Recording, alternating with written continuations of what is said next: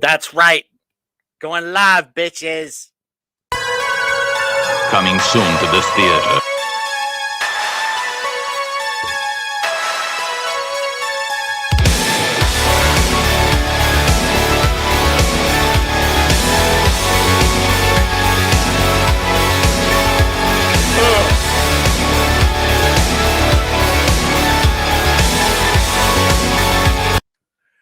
What up, everybody? It is your buddy Brian. Yeah, by the way, I don't know if there was sound with that. If there wasn't, I know I really look like a fucking idiot right now. Getting busy. I was doing my Vanilla Ice dance. Oh man.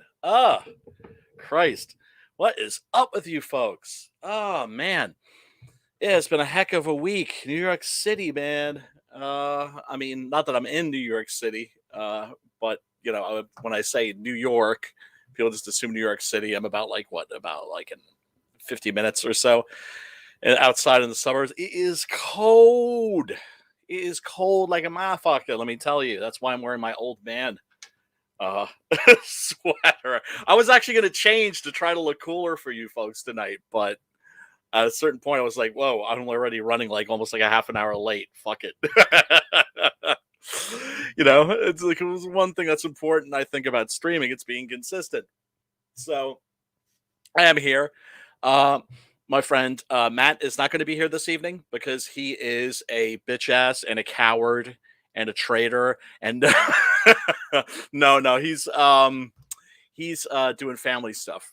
Actually, I think his lady has got like a bad cold or maybe the Rona or something like that, or and so he's got to take care of the kids and his lovely lady all by his lonesome. So he's got his hands full. He doesn't need to be worrying about this bullshit. Family always comes first. I always say that.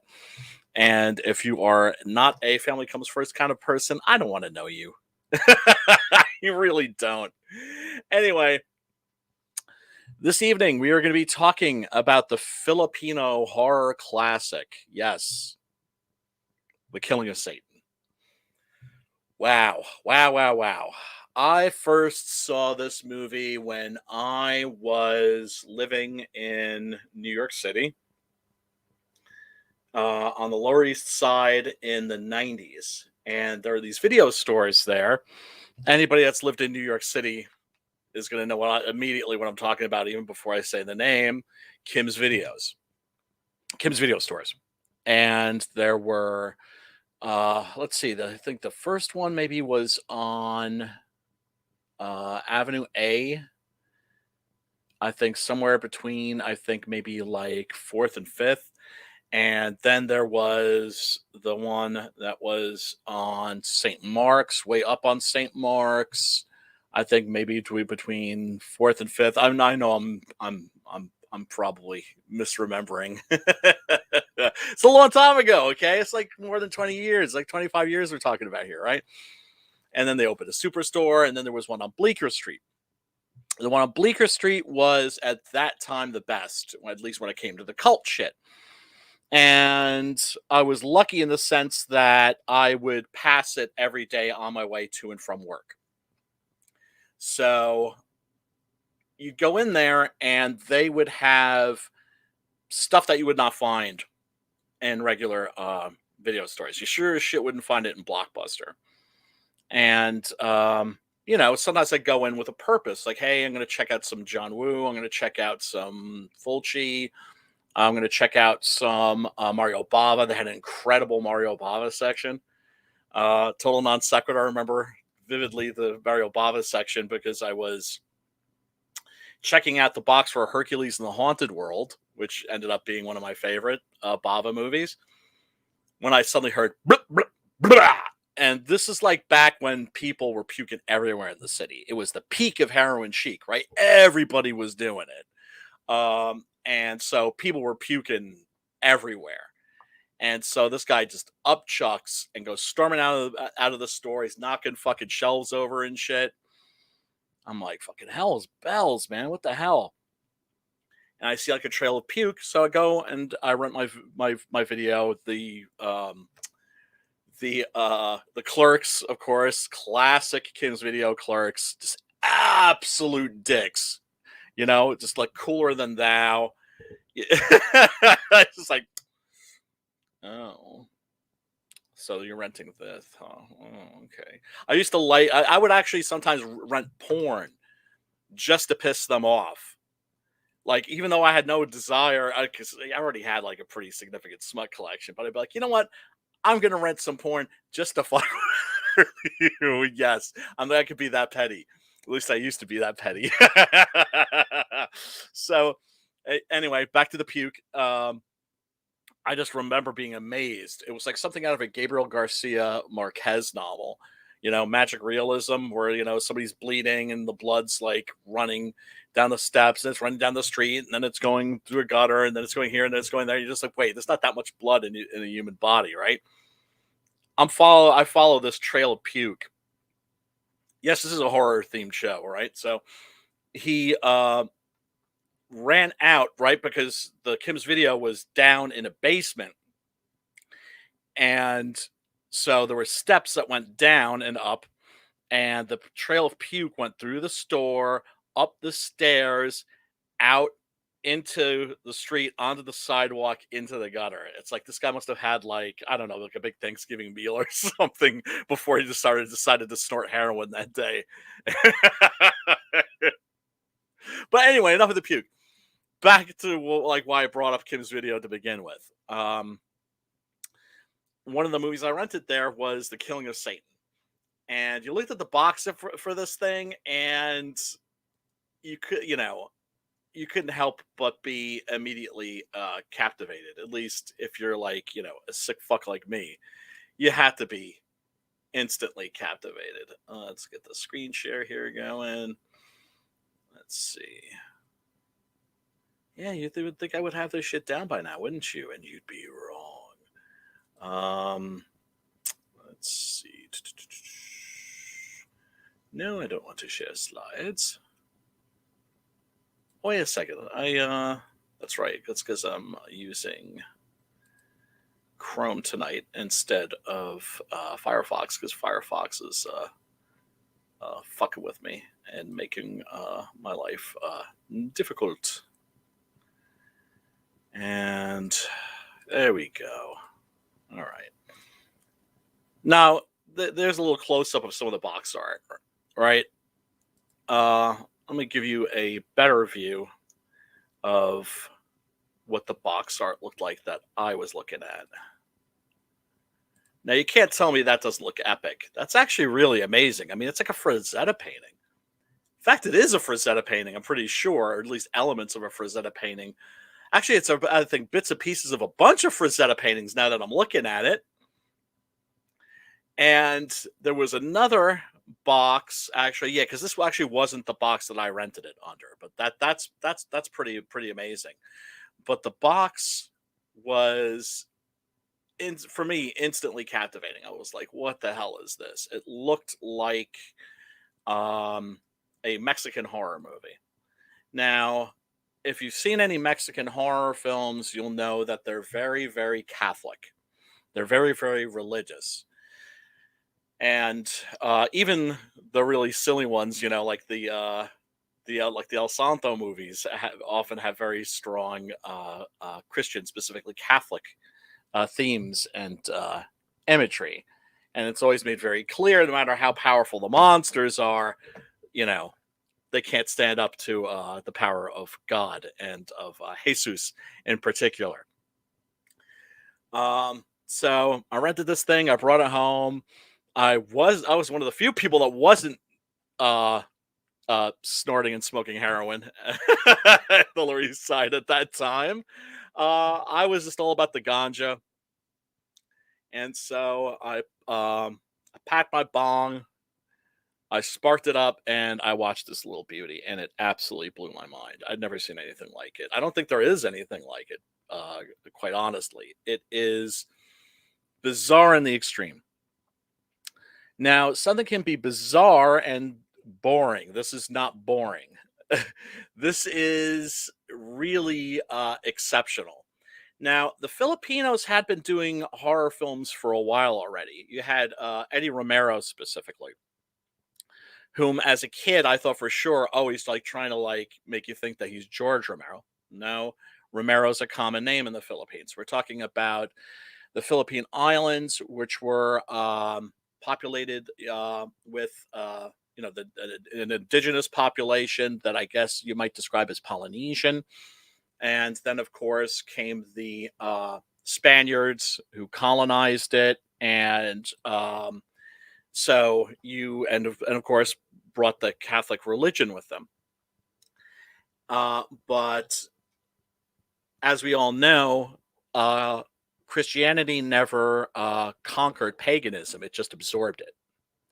And so that's one of the things that's so interesting. If you look at the history of Christianity, is how and all the different variations of it, they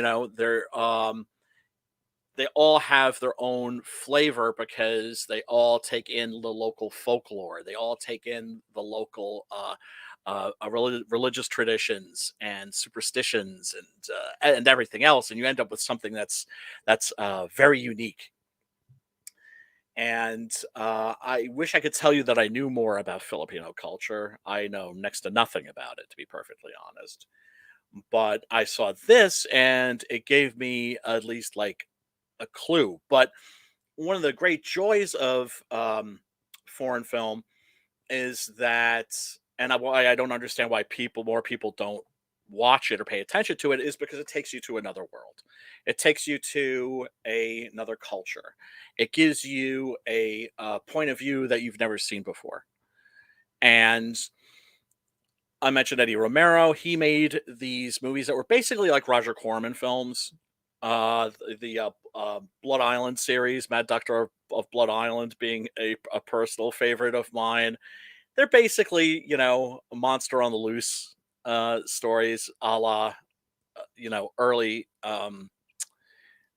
Roger Corman movies. This isn't anything like that. This feels like the best way I could describe it really is that The Killing of Satan is a work of folk art. At least that's what it certainly feels like.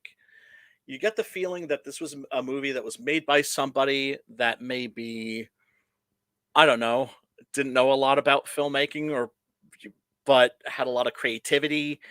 Um, it feels like a movie made by a poor person for poor people. Now, when I say poor people, when I say peasants, I don't mean that as any kind of a diss. Um, it's similar to the feel that you get in a lot of the Mexican horror movies, the Nostradamus series. Nostradamus having nothing to do with Nostradamus, the fortune teller, the sightseer, um, but a vampire named Nostradamus. And those are very heavily Catholic. The Santo movies, very heavily Catholic. This is very heavily Catholic too. But there's also these elements that are completely unique that I haven't seen in any other horror films. And I'm assuming it's because the Filipino version of Catholicism takes in took in its natural influences from its pagan culture, and so you end up with something that's very different. That's really unique. Um, Now you look at something like the Jack Chick tracts, right? Since everybody knows I'm a comic guy. Most of y'all, this is CG Horror Talk. We talk about comics all the time. Most of you, I think, know a little something. Oh, what up, Dark Gift? Sup? Good to have you, man. And hail everybody in the chat. Hail everybody tuning in. So you have like the Jack Chick tracks. They're horrible. They're poorly illustrated. They're ham-fisted. They're just like, you're going to hell if you're playing Dungeons and Dragons. Or I think there was one about the communion wafer called the Death Cookie.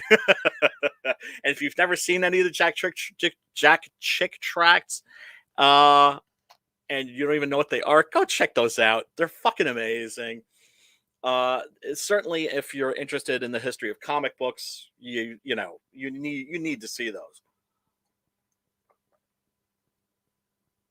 begging your pardon. Got my streaming fuel. But there's a sincerity to those. And there is a genuine desire to save souls. I would say that is actually, as ham-fisted as it is, as much as it's a type of Christianity that I think is poisonous in many respects. Um, there's still something I think sincere and touching about those Jack Chick tracks. This kind of reminds me of those a little bit. Not in the sense that this is preachy; it's pure entertainment. It's not out to preach to you whatsoever. I think it's the crude nature of the filmmaking, along with the sincerity, that makes me think of Jack Chick tracks when I watch this. So, the story opens up, and there are these guys, these warlocks that come into this village, and they mean business, and they decide that they're going to screw with the local white magician that protects the village, and they make his head spin around like Linda Blair, and he ends up having to go to bed for a while because of that. I mean, you think your head's spinning around, you gotta, folks, click on the link in the description. You've never seen anything like this, I promise you, right? But you think if your head spun around, like, and I'm not even talking like Linda Blair, like crack. I'm talking about like like at least like 50 revolutions, right? You think that would, kill you, but no, instead it leaves this guy mortally wounded, and he's lying in bed, and he has named his successor, and the successor is Lando. Lando is a guy who looks, I don't know, I guess I would describe him maybe as like the Filipino version of Chuck Norris. Do you know what I'm saying? Like, he just has that look like what are you doing in a movie? Like, shouldn't you be working at like a tool store? Something? You let that button out on the stage. Let that button out on the sound stage. But he's clearly meant to be a type of everyman. And so, yeah, there he is. There's our man Lando. And so he is the successor. And he gets to do a gunfight because he's just gotten out of prison.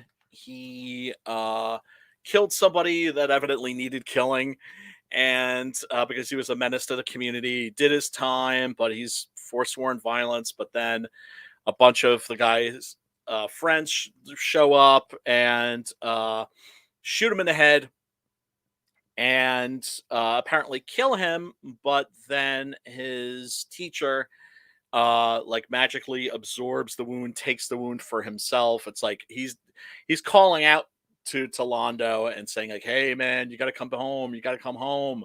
I'm you got to come and take over. I'm passing the mantle to you."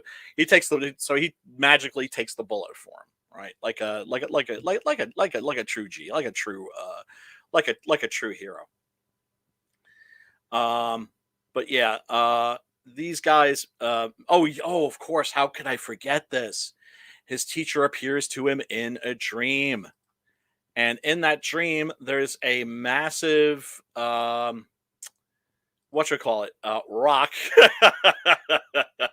And it's like the kind of rock that you see in so many movies. That's here, hold on a sec. Gotta hate web peas or whatever they're called. They really don't open well, do they? What up? What up, Pops? Good to see you, brother, man. Yeah, no, dude. You're going to think I'm okay. Just a step back. The way I describe The Killing of Satan is, imagine if you got like the top surrealist filmmakers in the field from like the last, I don't know, 50, 60 years, right? let's say you got David Lynch, you got David Cronenberg, you got Alejandro Jodorowsky, you got Louis Buñuel, right? These fantastic surrealist filmmakers, right? You got them all together. You put them in a room. You give them the brown acid from Woodstock, and you end up with The Killing of Satan. It's completely friggin' bonkers. Like I said, click on the link. You ain't never seen nothing like this before. I'm thrilled that it's on that it's on Tubi. But yeah, so let's get to his teacher. Hey, I took like 3 pictures. Oh, there it is. I'm gonna have to blow this up. It's gonna look like hell. But what can I say? I've been kind of running on empty here. Hold on. Let's see here. Look at that. Daddy. Yeah. And so he's like, Londo, look out for the rock. And he gets squished by the rock. And homeboy's lying there. His body's completely flattened, but his head's completely intact. And now it's a dream sequence. Okay, so yeah, I guess you get away with that, but it's just like, yo, what's up, Holmes? You're gonna want to watch out, dude. It's bad stuff coming your way, cabron. And that's another thing too. I should mention the gore effects of this are actually pretty good. They're actually pretty ripe. There's one moment in particular towards the end of the second act that is gnarly. That's the best way of describing it. So Londo is committed to going back to the village. He has to fight these evil sorcerers that are imbued with the power of Satan, of course. And we're going to get to that. This is after all called The Killing of Satan. And does it deliver? Is there actually Satan getting killed? Because low budget movies, you never know. You never know. Because, you can watch something like the destruction of Metal Storm, the destruction of Jared Sin. Jared Sin does not get destroyed in Metal Storm. The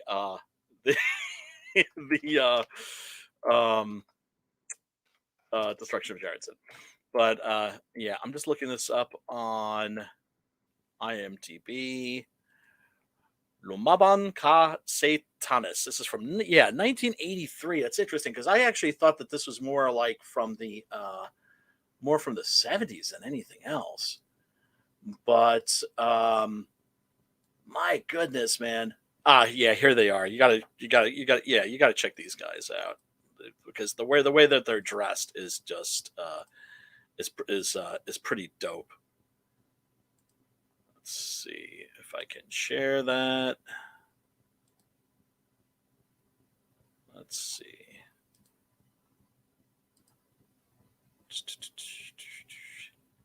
And let's see. There they are. Okay. All right. Hold on. Yeah. I mean, come on. Check these dudes out. Are they like decked out looking like G's or what, man? Yeah, it gives you this image gives you a good idea of what to expect from this movie. It is extremely wacky. Let me see if I can blow this up to full screen. Oh man, there's so many good moments in this movie. Oh yeah, here's like a snake that attacks Londo that turns into a dwarf. A forked tongue that attacks him with what looks like real bad snake kung fu. Oh, wait a second. That's right. You're not seeing that. I'm sorry about that. Let me rectify that situation. I know this is too much. Yeah, you got to check this out. If you don't see it, it's gonna break my heart. Let's see here. So yeah, there are these dudes who are like, gangsta, like black magicians. They show up, they start fucking shit up. They kill this guy's teacher. He shows up, goes back to the village, and goes into the water takes a boat. I mean, we're already talking about the Philippine Islands here, so there's a lot of water everywhere. And his teacher jumps out of the water. Or I'm sorry, I should say his rotting corpse jumps out of the water, and let's see, there it is. Yeah, jumps out of the water and grabs his arm and digs his claws into his flesh, and ta-da, turns him into the new White Witch, the new White Wizard that is going to protect the community from evil. Transfers his power to him, basically. So it's not like Homeboy even has to like. He's a little bit of a Mary Sue, to be perfectly honest. To put things into modern parlance, he's just given this power. At the same time, he gets his ass whipped, and he has to learn how to use his new power. So yeah, I take that back. Londo is not a Mary Sue. I apologize for that, Londo. So he goes out to find these fools and engage in magical combat with them. All kinds of wackiness ensues. Oh yeah, here's a great moment. Here's another great still. Very difficult to find good stills for this movie on Tate Interwebs, by the way. At least JPEGs and stuff that you can use. This movie's not without humor. At times it's very silly just because it's just silly, and other times you could tell that the director was having a little bit of fun with it. Here's one of the evil wizards, for instance, who can cross his eyes and send you flying like halfway across a room. But of course, the movie is called The Killing of Satan, so you want to see some Satan, all right? You want to see what Satan looks like? There he is. At least when we first meet him. Now, I always find the depictions of the devil interesting because there have been so many. My goodness. I'm a Christian brother. I believe in God. Do I believe in the devil? Depends on what day of the week you ask me. Do I believe in evil? Do I believe in evil with a capital E? Do I believe in a force of malignant energy that lives in the world? Absolutely. Without a doubt. Without a doubt. I don't understand how people can look around the world or even look in their own hearts and not believe in evil. But do I, think that the devil is, the guy in the red tights with the pitchfork? No. And it's very rare that we see him depicted that way, right? Because it's an image that was really created in medieval Europe. And there he is. And my goodness, he's got the red tights. He's got the trident. People call it a pitchfork. No, it's trident, bitches.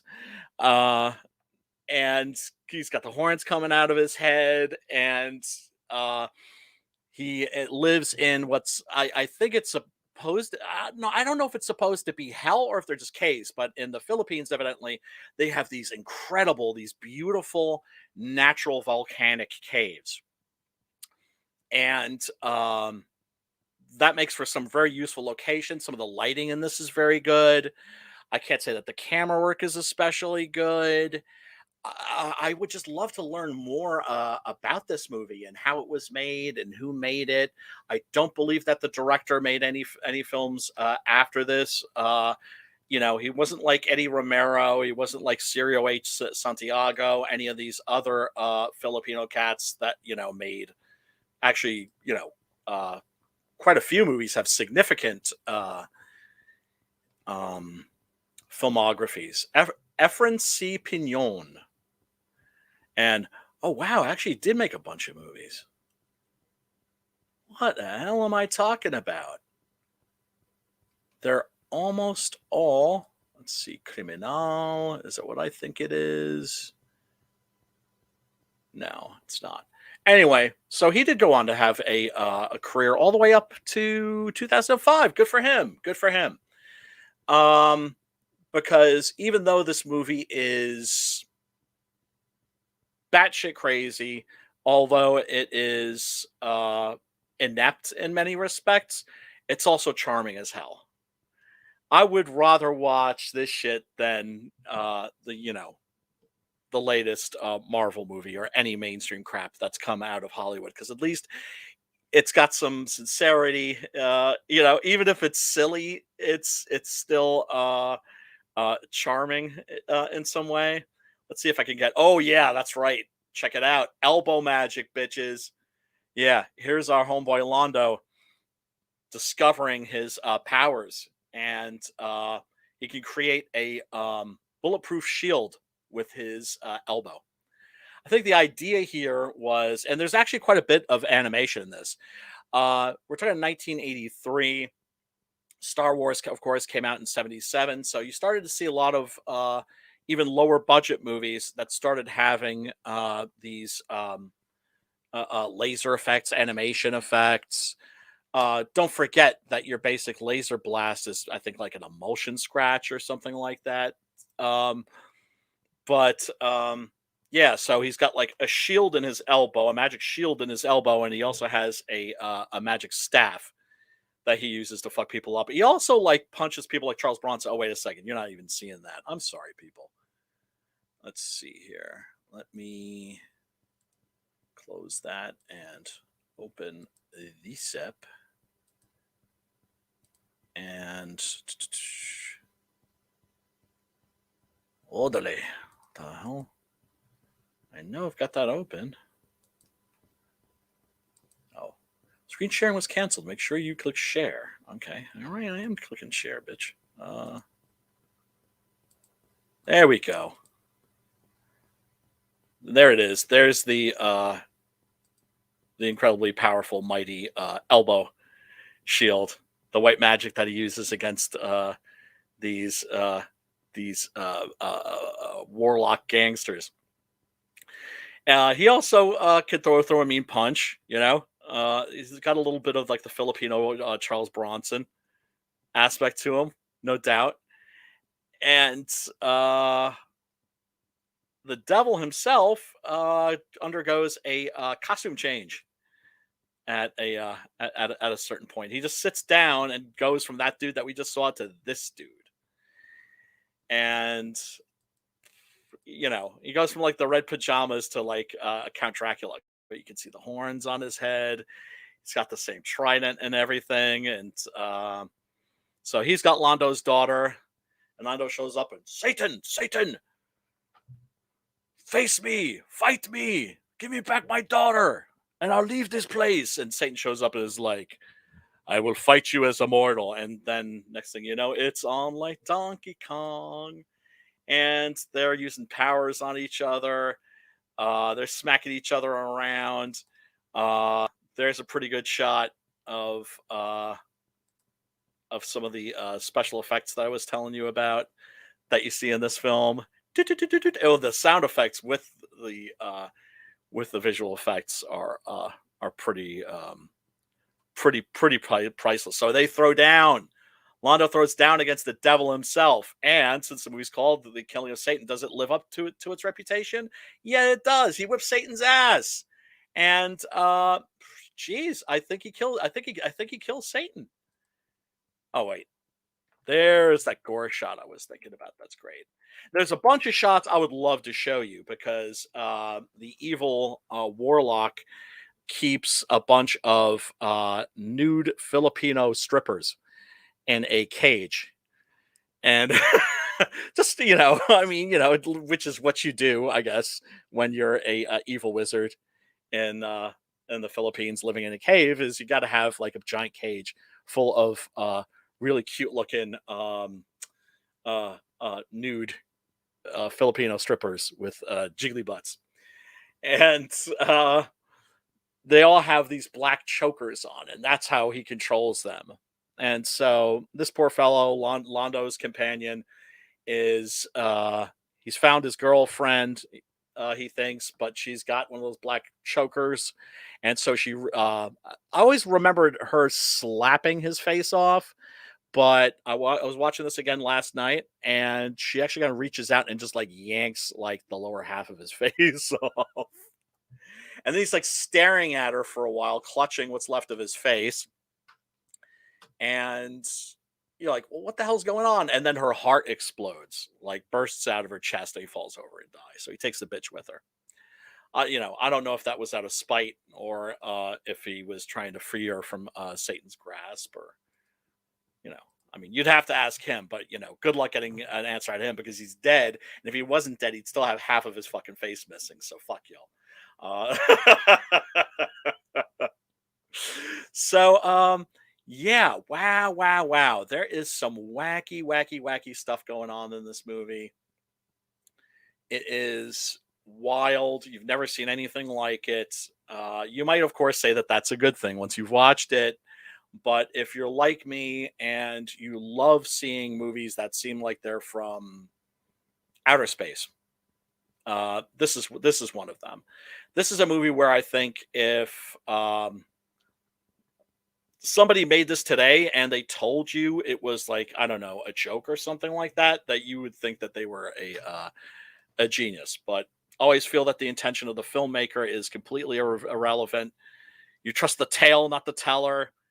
If it's entertaining, it's entertaining, and The Killing of Satan is nothing if not very, very entertaining. So go check that out. Anyway, there were actually a bunch of things going on in the horror world I wanted to address. Now, some of you are aware of my love for Robert Bronzi. Robert Bronzi, in case you didn't know, is deepfake Charles Bronson, also known as deepfake Charles Bronson. This is a guy, he's Hungarian, who looks exactly like Charles Bronson from, I don't know, I would say Death Wish era Charles Bronson. And when I say he looks like Charles Bronson, he looks exactly like fucking Charles Bronson. Okay, it is insane. Here, check this out. I will give you a little peek at Mr. Bronzy and what he looks like. Right. Okay. Hold on. He's actually been making a career at this, which I think is friggin' awesome. Let's see. Let me find that, because this is good. This, if you haven't seen this, it's gonna blow your mind. It's like Pops has that picture of himself where he looks exactly like Sam Elliott. I mean, come on now. That is not Charles Bronson. That is Robert Bronzi. And so people are using him to make Charles Bronson movies, like new Charles Bronson movies with this motherfucker. Oh, it's amazing, man. So his new movie is going to be Exorcist Vengeance, where it's going to be basically Bronson meets the Exorcist. And it's going to be goddamn pissed off. And yeah, this is a real movie. I'm like not making this up. This isn't like a joke by any stretch of the imagination. So I personally can't I can't wait for this. We need more deepfake Charles Bronson in our lives. I think. I don't think you could really have too much. Yeah, there's an extended cut of Halloween Kills coming out, including an alternate ending. I understand why a lot of people didn't like Halloween Kills. I certainly have major problems with it. I also think it's entertaining, and then it's Halloween 12, right? So I don't know what people were expecting from Halloween 12.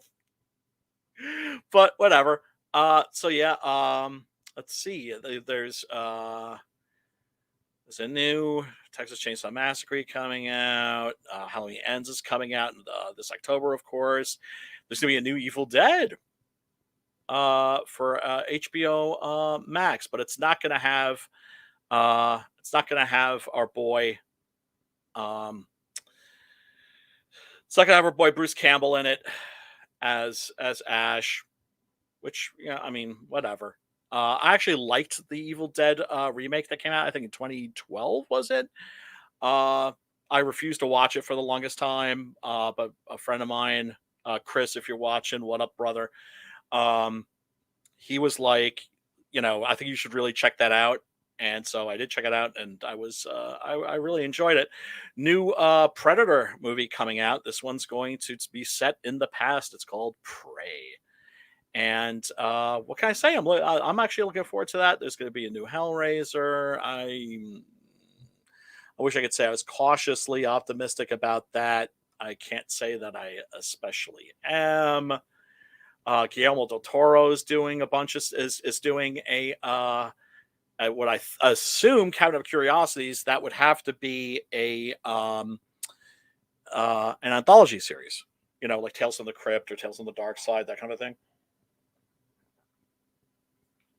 I don't know if he's going to be directing any of the episodes. I have a lot of love for Guillermo. At the same time, I don't think I've enjoyed a movie by him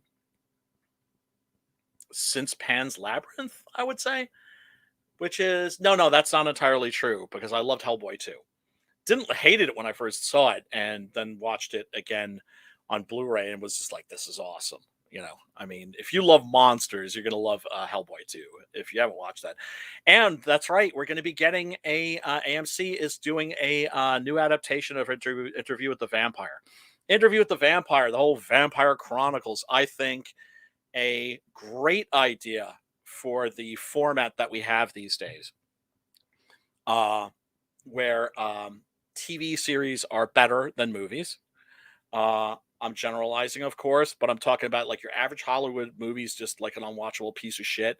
And my goodness, some of the TV shows are really, really remarkable, and the quality is cinematic quality. And I don't know how I feel about this, because on the one hand, Anne Rice is dead, so may she rest in peace. She was canceled, and I think that's why they're moving forward with this, is because now she's gone. So maybe they can. I don't. I don't know.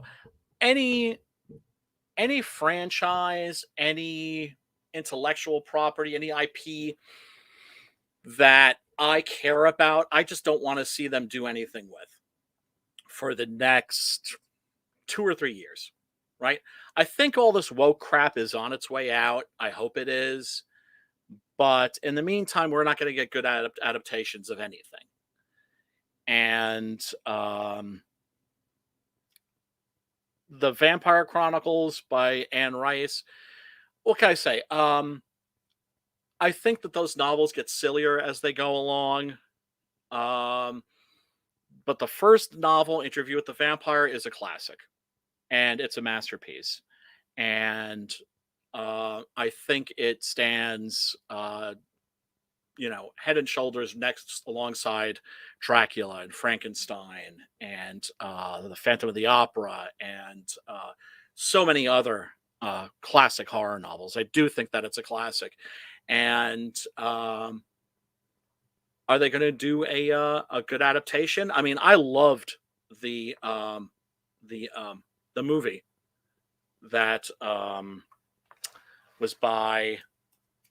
Why am I blanking on his name all of a sudden? Oh, that's because I generally don't follow his movies for the most part as much as I used to. But I'm gonna have to look him up now, because it's going to. It's the guy who directed The Crying Game and Neil Jordan. When I found out that he was going to do an Interview with the Vampire, I was stoked, because he had done a movie called The Company of Wolves, which is criminally underseen. It's an amazing little movie, a great werewolf film. If you've never seen it, go check it out.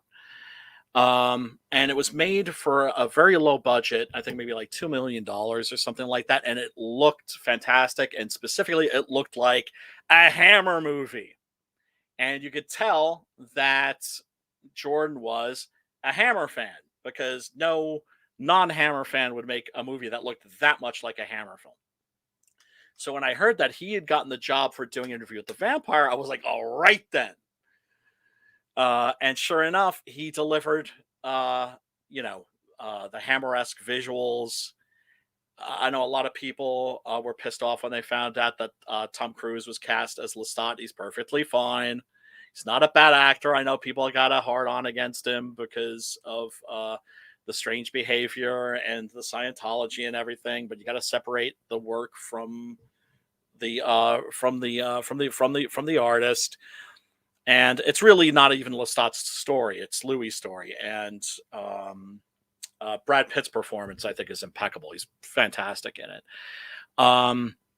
What is the new cast going to be? We don't know. I'm just hoping that we're not going to get a whole bunch of woke identity politics. But I think that's the odds of that happening are slim and none. So that's probably going to be an abortion. We'll see. I'm more worried about the Conan series and the Solomon Kane series. I really don't want to see those. I really hope that those don't materialize.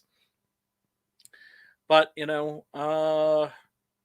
it's just an odd time to be a horror fan. It's a very odd time to be a horror fan because, well, shit.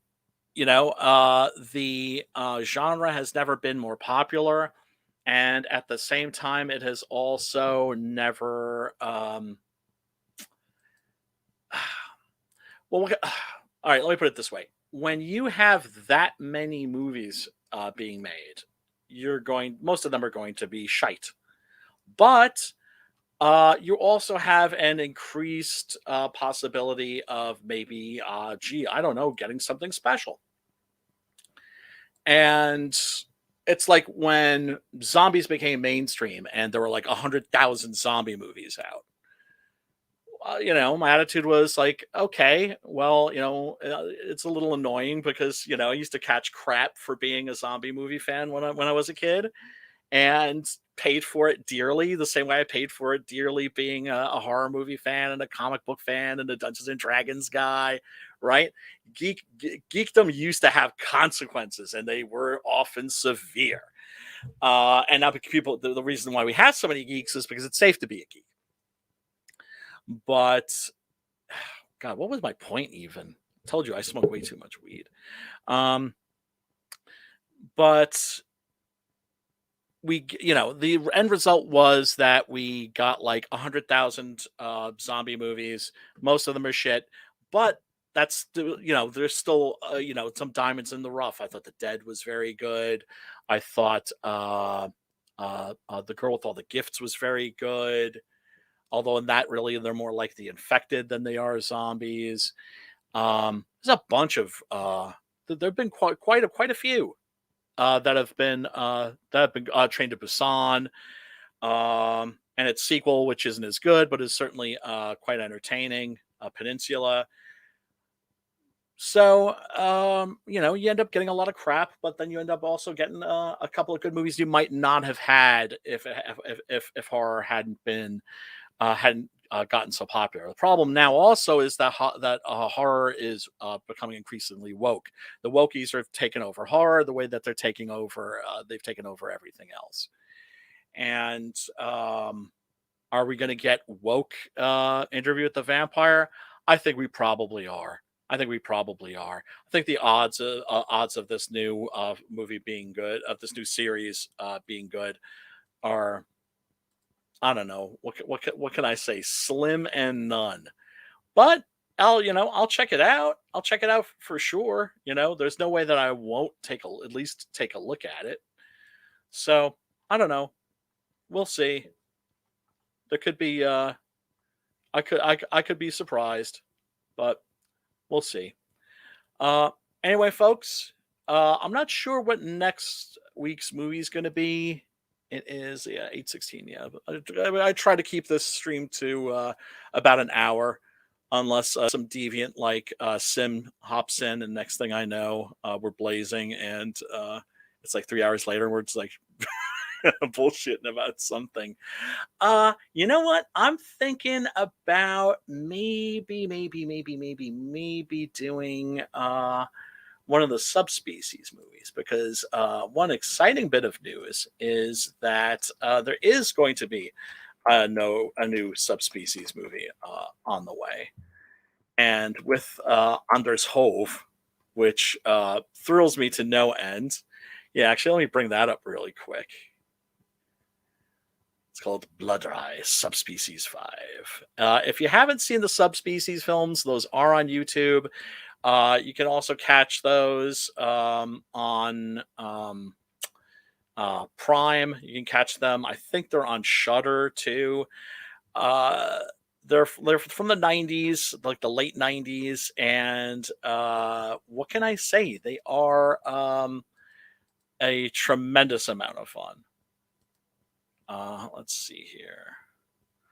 Yeah, let me share that image real quick before I drop out and bid you all an adieu, because I got to figure out what the hell we're going to be watching next week. By the way, if you have any recommendations, leave them in the description. In the comments below. Be sure to smash that like and the subscribe button. Smash it, and click that little bell, and so you'll always know when you're getting a brand spanking new, fresh video from me. I am going to try to do some more streaming. I have been busy working on comics. The new Six Gun Gorilla is good to go. Ollie's lettering it right now, and as soon as I get the letters, everything looks copacetic.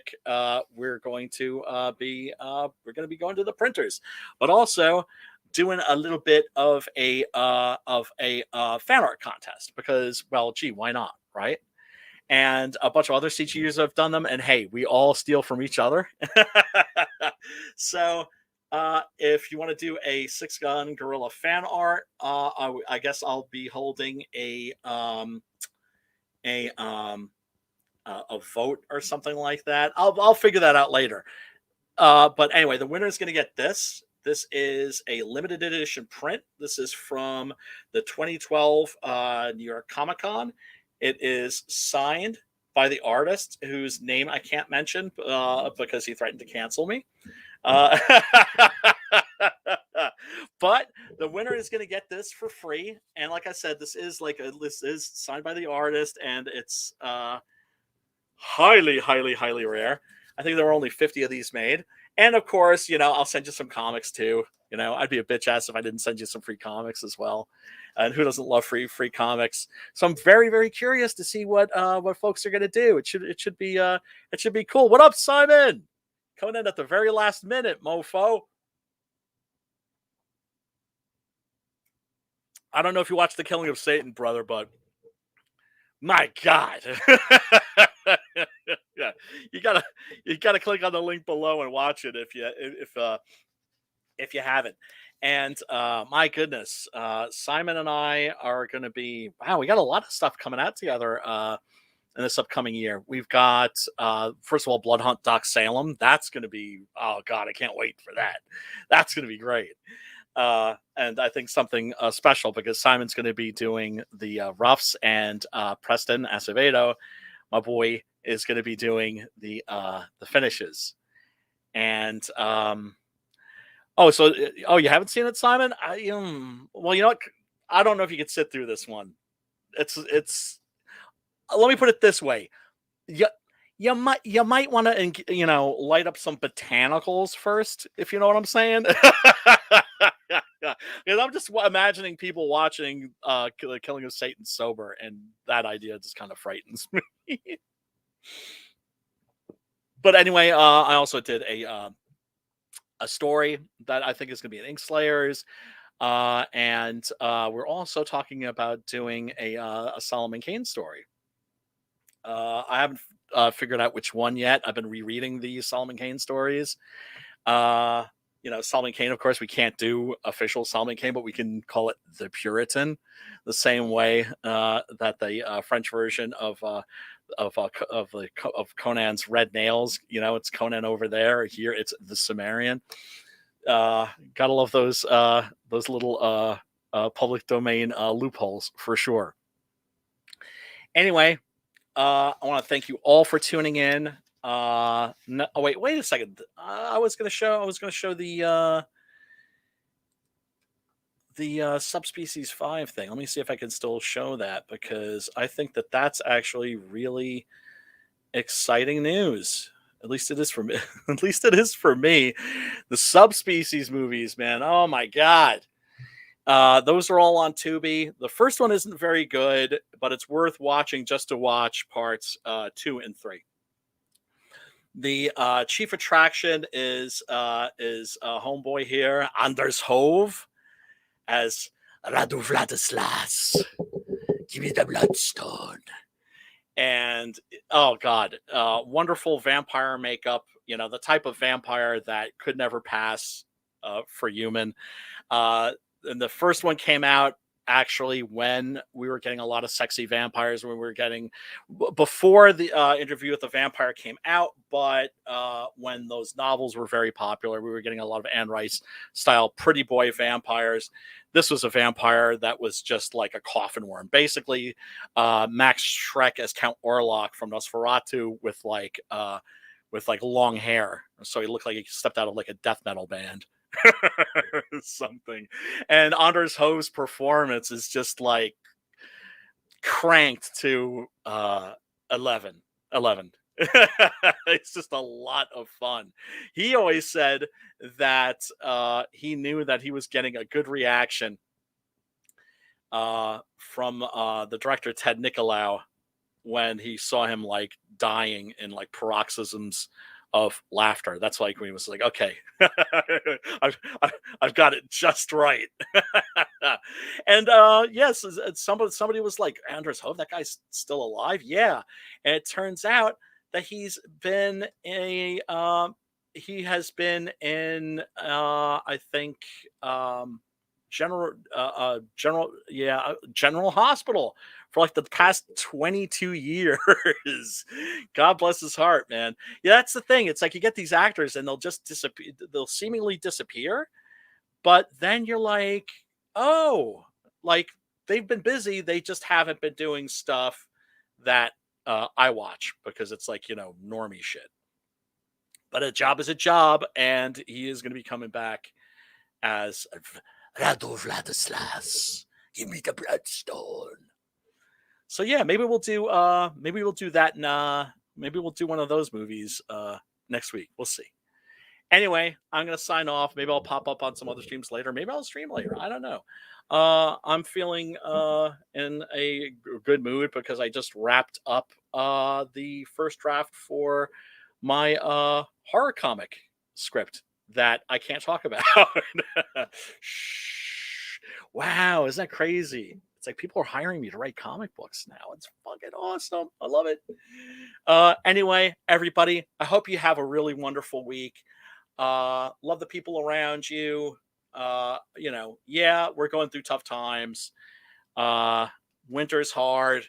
And it's just like now I feel bad bitching about the cold because Simon's here and he's all the way up in Canuckistan. I think it's cold down here in New York. Oh my god. But everybody, stay warm, stay cool up here, and stay positive.